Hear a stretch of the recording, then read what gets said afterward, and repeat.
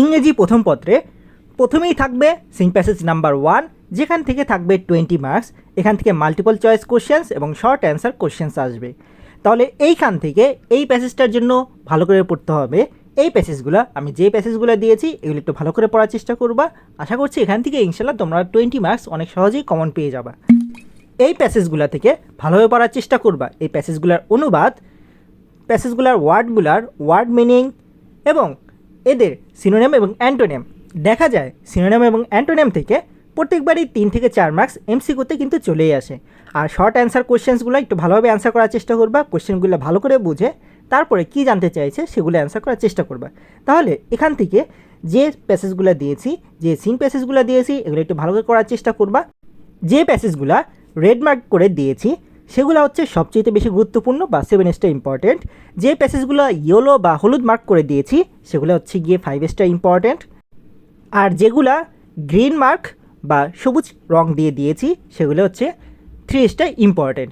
তাহলে 7 star important কাদের জন্য? যারা 40 থেকে 60 মার্কস পেতে যাচ্ছ তোমাদের এইচএসসি পরীক্ষায়, তাদের ক্ষেত্রে এই রেড মার্ক বা লাল রং দিয়ে চিহ্নিত করা প্যাসেজগুলো বা বিভিন্ন কোশ্চেনগুলো সবচেয়ে বেশি গুরুত্বপূর্ণ। যে সাজেশনটা দিয়েছি এখান থেকে রেড মার্ক বা লাল রঙে চিহ্নিত করা অংশগুলো সবচেয়ে বেশি গুরুত্বপূর্ণ। তোমরা 40 থেকে 60 নাম্বার অনেক সহজেই অর্জন করতে পারবে। তারপর 5 স্টার ইম্পর্টেন্ট গুরুত্বপূর্ণ টপিকগুলো হচ্ছে যারা 60 থেকে 80 নাম্বার পেতে যাচ্ছ, এ প্লাস পেতে পারো লাক ভালো থাকলে, যদি তোমরা এগুলো ভালো করে পড়তে পারো। তাহলে তোমাদের জন্য সাজেশন থাকবে রেড মার্ক বা লাল রং দিয়ে দাগাঙ্কিত নাম্বারগুলা এবং হলুদ মার্ক বা ইয়েলো মার্ক দিয়ে দাগাঙ্কিত নাম্বারগুলো সবচেয়ে বেশি গুরুত্বপূর্ণ। 7 স্টার এবং 5 স্টার ইম্পর্টেন্ট, এই দুইটা টপিক তোমরা পড়ে যাওয়ার চেষ্টা করবে। এখান থেকে অনেক সহজেই তোমরা 60 থেকে 80 মার্কস ইনশিওর করতে পারবে। তোমরা যারা 80 থেকে 100 নাম্বার ইনশিওর করতে যাচ্ছ তোমাদের এইচএসসি পরীক্ষায়, তাদের ক্ষেত্রে আমার সাজেশন থাকবে তোমরা 3 স্টার ইম্পর্টেন্ট এই টপিকগুলো পড়ে ফেলো।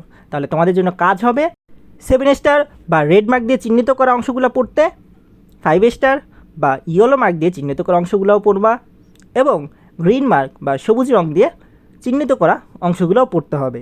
তাহলে এভাবে যদি তোমরা পড়তে পারো অনেক ইজিলি ইনশাআল্লাহ তোমরা 80 থেকে 100 মার্কস অনেক সহজেই কমন পেয়ে যাবে এবং এ প্লাসও নিশ্চিত করতে পারবে অনেক সহজে। সো চলো আজকে বিস্তারিত কমপ্লিট ভিডিওটা শুরু করি।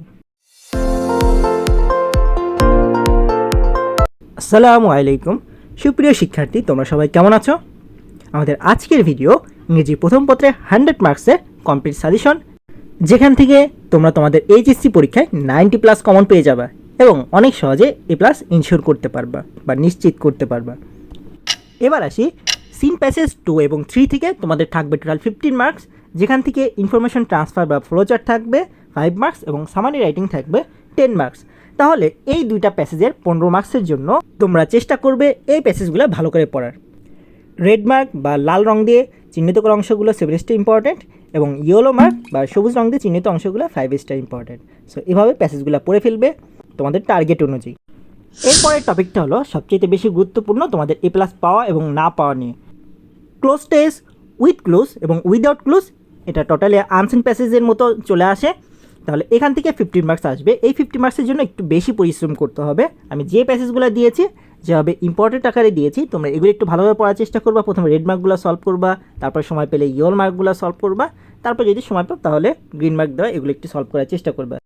দেখা যায় উইথ ক্লুজটা সবাই কম বেশি পারে, কিন্তু উইদাউট ক্লুজটা টপিক সম্পর্কে বা কনটেক্সট বা টেক্সট সম্পর্কে যদি আইডিয়া না থাকে তাহলে কিন্তু উইদাউট ক্লোজটা অ্যান্সার করা অনেক কঠিন হয়ে যাবে সবার জন্য। তাই আমার সাজেশন থাকবে তোমরা ক্লোজ টেস্ট উইদাউট ক্লোজ এটা একটু ভালো করে প্র্যাকটিস করো। যে প্যাসেজগুলো দিয়েছি বা যে টেক্সটগুলো দিয়েছি এগুলো একটু ভালোভাবে সলভ করার চেষ্টা করবা। আর যে সাজেশনগুলো দিয়েছি এগুলো বাইরেও যদি কিছু করতে চাও তাহলে 2023 সাল এবং 2022 সাল এবং 2019 সালে বোর্ড কোয়েশ্চেনগুলো একটু দেখতে পারো। এগুলো অ্যান্সার কীরকম হতে পারে এগুলো সম্পর্কে প্যাসেজ সম্পর্কে একটু আইডিয়া নিতে পারো। এরপর আসতেছি রিঅ্যারেঞ্জিং, যেখান থেকে থাকবে 10 মার্কস। তোমাদের এই টপিকটাও বেশ গুরুত্বপূর্ণ এ প্লাস পাওয়ার জন্য। তোমরা জানো রিঅ্যারেঞ্জে অল্প একটু ভুল হলে পুরো প্যাসেজটাই বা 10টা মার্কই কিন্তু নষ্ট হয়ে যাবে। একটু এদিক ওদিক হলেই কিংবা একটু উল্টাপাল্টা হলে তোমাদের মার্কস কিন্তু কমে যাবে। সো এই রিঅ্যারেঞ্জিং প্যাসেজগুলো ট্রেডিশনাল কিছু স্টোরি থেকেও চলে আসে, আবার দেখা যায় বিভিন্ন লেখক কিংবা নাম করা রাইটারদের জীবনী নিয়েও বা বায়োগ্রাফি নিয়েও কিন্তু চলে আসে।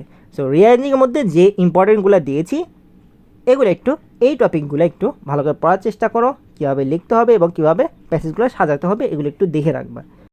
এরপরে আমাদের নেক্সট কোশ্চেনটা হচ্ছে ইন্টারপ্রেটিং গ্রাফ বা চার্টস। এখান থেকে আসবে 15 মার্কস। এই 15 মার্কসের জন্য আমি আশা করতেছি আমার যে ইম্পর্টেন্ট গ্রাফ বা চার্ট সাজেশন দিয়েছি এখান থেকে যদি পড়তে পারো এবং প্র্যাকটিস করতে পারো এখান থেকে চলে আসবে। এখানে গ্রাফ বা চার্ট আকারেও আসতে পারে অথবা পাই চার্ট আকারেও কিন্তু আসতে পারে। তোমাদের যেভাবেই আসুক না কেন তোমরা কিন্তু একটা নির্দিষ্ট প্যাটার্ন ফলো করে লেখার চেষ্টা করবা। তাহলে এখান থেকে কাজ হবে একটা পাই চার্ট কীভাবে লিখতে হয় এবং একটা গ্রাফ কীভাবে লিখতে হয় এটা সম্পর্কে আইডিয়া দেওয়া, কারণ তোমাদের এই ইনফরমেশনগুলো তো আমাদের কোশ্চেন দিয়ে দেওয়া থাকবে, সো তোমরা ওই অনুযায়ী লিখে ফেলতে পারবা। এরপর আসতেছি স্টোরি রাইটিং বা কমপ্লিটিং স্টোরি। এখান থেকেও থাকবে 15 মার্কস বা 15 মার্কস। এটার জন্য একটু বেশি পরিশ্রম করতে হবে, কারণ স্টোরি রাইটিং দেখা যায় ট্রেডিশনাল স্টোরিও চলে আসে, আবার কিছু কিছু বর্তমান সময়ের ফ্যাক্টস বা ঘটনা নিয়ে কিন্তু স্টোরি বানায় লিখতে বলে। সো তোমরা দুইভাবে প্রিপারেশন নিতে হবে। এগুলোর জন্য আমি যে স্টোরিগুলো সিলেক্ট করেছি এই স্টোরিগুলো একটু ভালোভাবে আইডিয়া নেওয়ার চেষ্টা করবা। তাহলে 7 স্টার, 5 স্টার এবং 3 স্টার ইম্পর্টেন্টগুলো এখানে চিহ্নিত করে দিয়েছি। তোমরা তোমাদের টার্গেট অনুযায়ী স্টোরিগুলো ভালো করে পড়তে থাকো বা প্রিপারেশন নাও। এরপরে আসতেছে ইনফরমেল লেটার বা ইমেল। এখান থেকেও আসবে তোমাদের 10 মার্কস। তাহলে 10 মার্কসের জন্য এই ইনফরমেল লেটার বা এই ইমেলগুলো সবচেয়ে বেশি গুরুত্বপূর্ণ। ইমেলের মধ্যে দেখা যায় থ্যাঙ্কিং বা কনগ্রাচুলেটিং ফর ফার্স্ট প্রাইজ বা ব্রিলিয়ান্ট রেজাল্ট বা নাইস গিফট, এটা একটু বেশি চলে আসে। আর তোমরা একটু বেসিক আইডিয়া রাখার চেষ্টা করবা ইনফরমাল লেটার কীভাবে লিখতে হয় এবং ইমেল কীভাবে লিখতে হয়।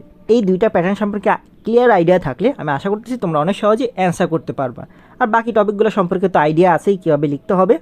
সো এই হলো আমাদের ইংলিশ ফার্স্ট পেপারে কমপ্লিট সাজেশন। আশা করছি এখান থেকে তোমরা অনেক সহজেই তোমাদের এইচএসসি পরীক্ষায় 90+ কমন পেয়ে যাবে। আর যারা অনেক সহজে A+ পেয়ে যাচ্ছ তাদের জন্য এই সাজেশনটা অনেক হেল্পফুল হবে আমি আশা করতেছি। সো এই হলো আজকের ভিডিও।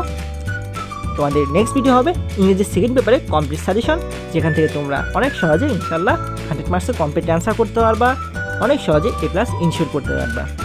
ততক্ষণ পর্যন্ত আমাদের সাথেই থাকো। Thank you very much. Best of luck for your HSC exam.